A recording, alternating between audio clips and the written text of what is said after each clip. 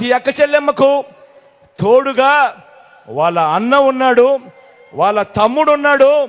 మీ పిల్లలు నేను తోడుగా ఉన్నాను అని చెప్పి కూడా గర్వంగా కూడా చెప్తా ఉన్నాను. ఈ సందర్భంగా ప్రతి కుటుంబం ఎదగాలి, ప్రతి కుటుంబం ఎదగాలి, పేదరికం నుంచి బయటపడాలి అని అంటే దానికి మార్గం చదువులు కూడా కాదు, క్వాలిటీ చదువులు అని చెప్పి నమ్మి మీ బిడ్డ ఈరోజు చదువుల రంగంలో పేదవాడి పేదరికం సంఖ్యలను తెంచుకునేందుకు ఓకంగా ఒక విద్యా విప్లవాన్ని ఈరోజు మీ బిడ్డ తీసుకొస్తా ఉంటే, అదే ఈ 14 ఏళ్ల ముఖ్యమంత్రి, 3 సార్లు ముఖ్యమంత్రిగా చేసిన ఈ బాబు, ఈ 75 ఏళ్ల ముసిరాయన ఈయనేమంటాడు?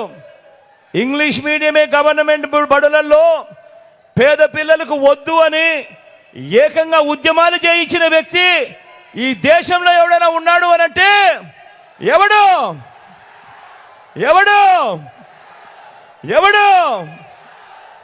అలాంటి బాబు మన కర్మ కొద్దీ 5 ఏళ్ల కిందటి వరకు మనం అలాంటి ఆయనను ముఖ్యమంత్రి అన్నాం. మన కర్మజోడు ఎలా ఉందో.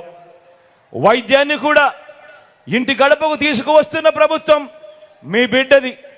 గ్రామంలోనే విలేజ్ క్లినిక్, గ్రామంలోనే ఫ్యామిలీ డాక్టర్, ఇంటికే ఆరోగ్య సురక్ష, గ్రామంలోనే కంటి వెలుగు, 3300 ప్రొసీజర్లకు పెంచిన ఆరోగ్యశ్రీ, ఏకంగా 25 లక్షల దాకా ప్రతి పేదవాడికి తోడుగా ఉంటున్న ఉచిత ఆరోగ్య వైద్యం ఆరోగ్యశ్రీ ద్వారా. ఆరోగ్యశ్రీయే కాకుండా రెస్ట్ పీరియడ్లో కూడా వైద్యంతో పాటు తోడుగా నిలబడుతూ మొట్టమొదటిసారిగా ఆరోగ్య ఆసరా, ఏకంగా 2200 వాహనాలు, 108లు, 104లు, తల్లి బిడ్డ ఎక్స్ప్రెస్లు కొనుగోలు చేయటం మొదటి దగ్గర నుంచి నాడు నేడుతో రూపురేఖలు మారుతా ఉన్న గవర్నమెంట్ హాస్పిటళ్ళు, కొత్తగా మరో 17 కొత్తగా మెడికల్ కాలేజీలు వేగంగా నిర్మాణంలో జరుగుతూ ఉన్నాయి. ఏకంగా 54,000 డాక్టర్లు, నర్సులు నియామకాలు ఏకంగా వైద్య రంగంలోనే ఈరోజు చోటు చేసుకున్నాయి.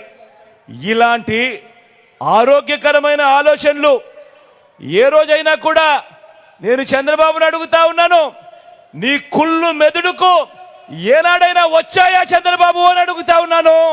ఇదే సిద్ధం సభలో ఇన్ని లక్షల మంది అడుగుతా ఉన్నాను.